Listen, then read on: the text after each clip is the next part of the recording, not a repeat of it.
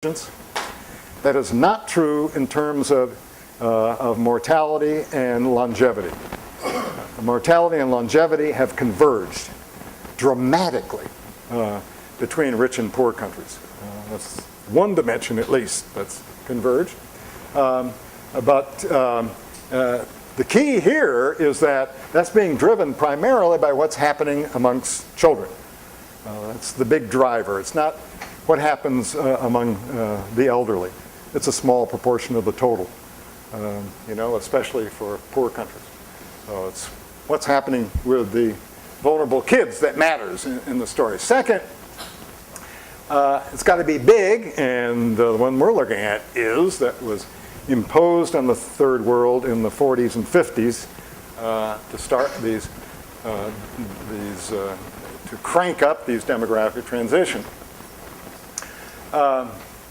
The shares, the population distributions, and thus the relative labor participation rates and working age populations undergo much more dramatic change than does population growth. So that's the third takeaway. And fourth, once you get this shock in place, it's going to have an influence for a long time, even though we forgot that we had the shock. The influence will persist and maybe puzzle us if we don't have any history in our heads. So those are the four key points. And I'm going to illustrate them for the rest of the time I'm sitting here boring you. I'm going to take four examples, two from my favorite century, the 19th century, and then two in more recent times since 1950.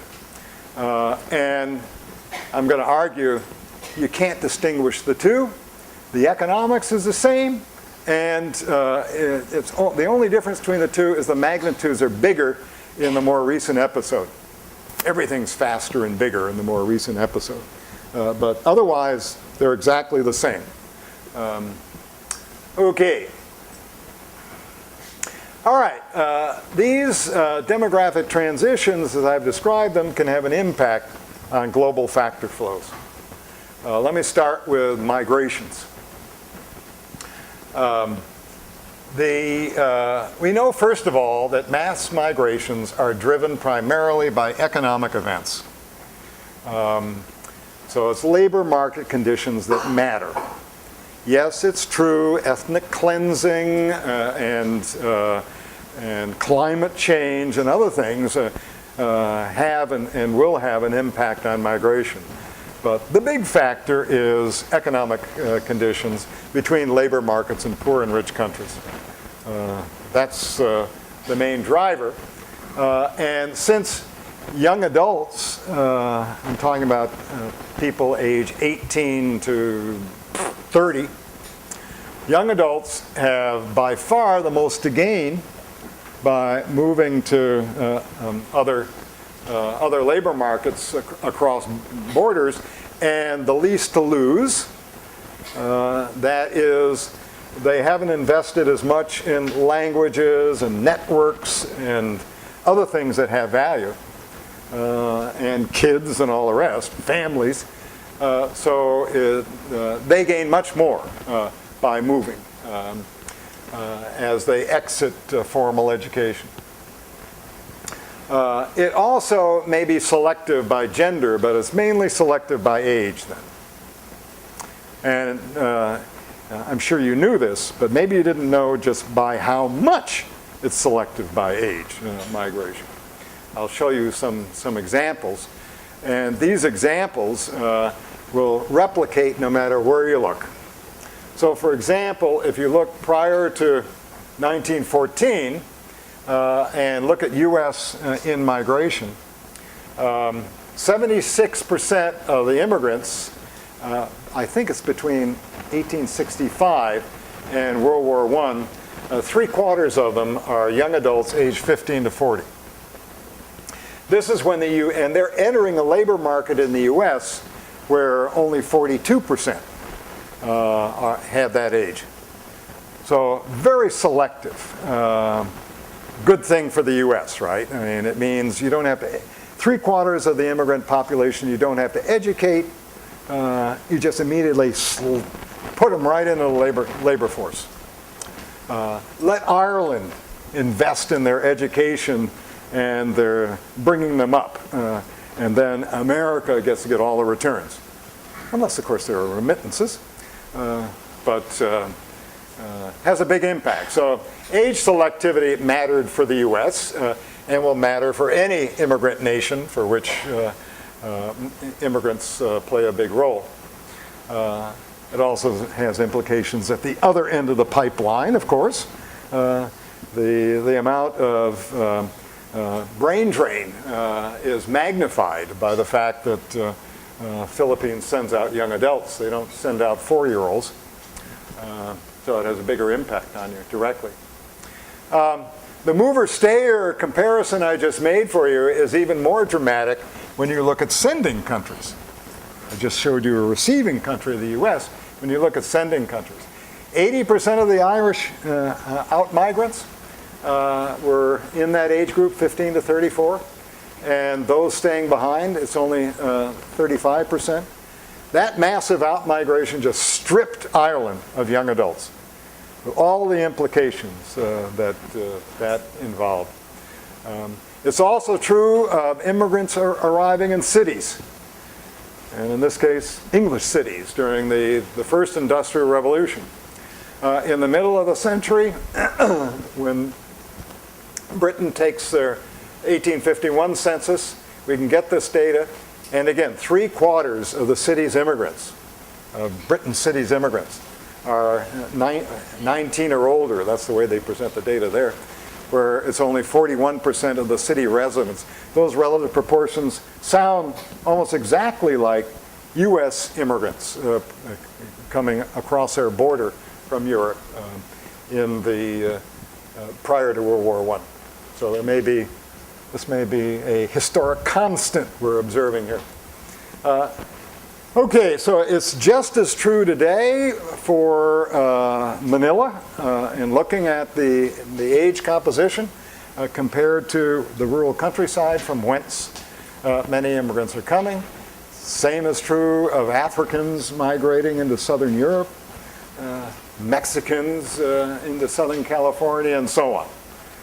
So the selectivity by age is a constant no matter where you're looking. And here's 2 examples of magnitudes. These are out-migrants from Denmark and from Ireland. And you can see the spiky peaks for 15 to 19, 20 to 24, and 25 to 29. It's amazing just how selective it is of young adults from those 2 countries. Okay, so we established that mass migrations are extremely age selective. Okay, well, after you're establishing that, then right away it tips you off.